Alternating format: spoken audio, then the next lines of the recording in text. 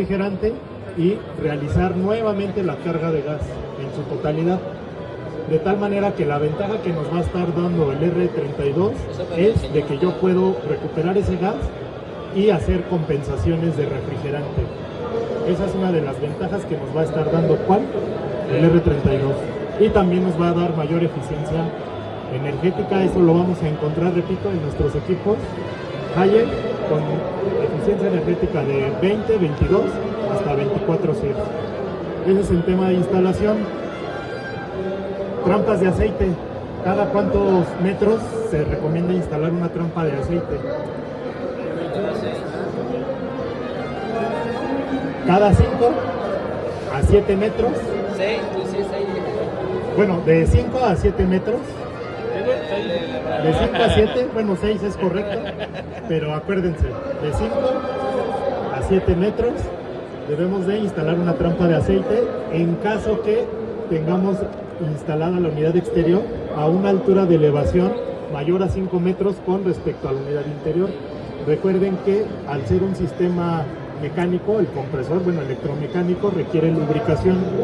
Entonces la trampa de aceite me va a permitir que el compresor se quede sin aceite, ya que por medio de la presión y de la gravedad, el aceite más el refrigerante se tienden a combinar y eso puede provocar pérdida de lubricación en mi compresor. Entonces recuerden, trampas de aceite de 5 a 7 metros, trampa de aceite. ¿Cuántos metros me recomiendas tú máximo para un equipo de una tonelada? Máximo metraje de tubería. Para el de 1 tonelada, metros lineales, 15 metros. Máximo. Lineales. Sin que haya pérdidas en su eficiencia. Puedes instalarlo a una distancia mayor, pero recuerden que puede haber una pérdida de eficiencia. 1 tonelada. Lineales, horizontales. Para equipos lineales de tubería. Para equipos de 2-3 toneladas, 20 metros lineales de tubería, no vamos a tener pérdidas de eficiencia. Adicional a esto, recuerden que debemos realizar carga de gas adicional por metro adicional. ¿A partir de cuántos metros? 5 metros. De 5 metros en adelante, yo debo de hacer una compensación de carga de gas. ¿De acuerdo? ¿Cuántos gramos se deben de cargar por metro adicional? 20 gramos por metro adicional. Fíjate que a pesar de eso, a veces la presión no nos lo distingue, no nos lo reconoce lo que dices, pero sí hay que hacer la compensación. Bien, ¿cómo te llamas? Mauricio.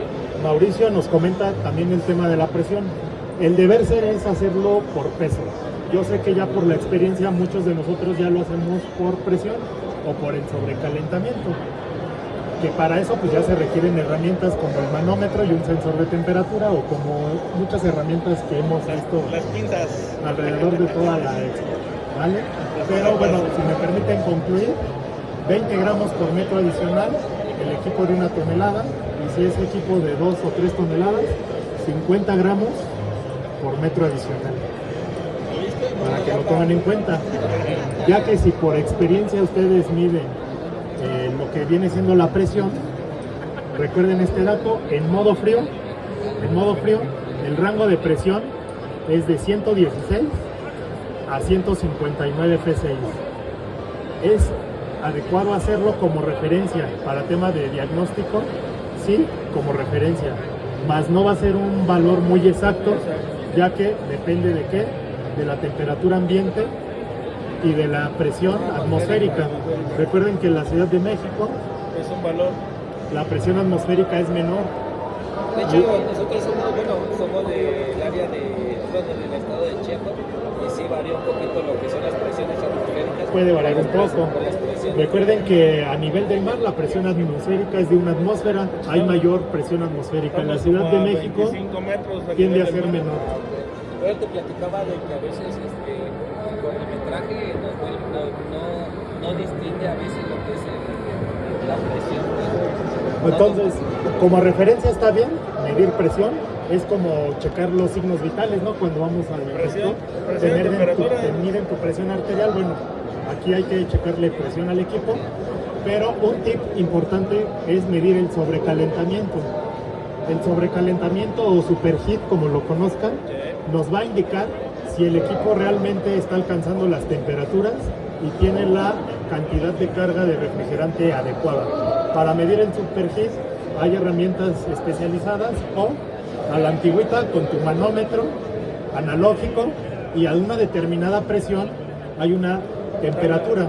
Para eso hay que checar las tablas de presión-temperatura del R410A. Entonces la manera de medir el sobrecalentamiento, ¿cómo es? Tomas el valor de presión-temperatura con tu manómetro, a una presión de trabajo te va a dar una determinada temperatura. Ahora necesitas un termopar. La norma nos dice que con el termopar vamos a medir la temperatura a 30 centímetros de distancia en el ducto de retorno del compresor. Entre las 4 y entre las 7 horas. ¿Por qué? Porque si tú lo mides a las 6 horas, viendo el diámetro de tu tubería así, a las 6 horas es por donde circula el aceite. Al ser más denso no vas a tener una medición tan exacta. Entonces cuando tú mides tu temperatura en el ducto de retorno con tu termopar, repito, es a las 4 o a las 7 horas. En el punto más frío, ese valor lo vamos a apuntar y vamos a hacer la resta de esa diferencia de temperaturas que nos está dando el manómetro con respecto a la del termopar.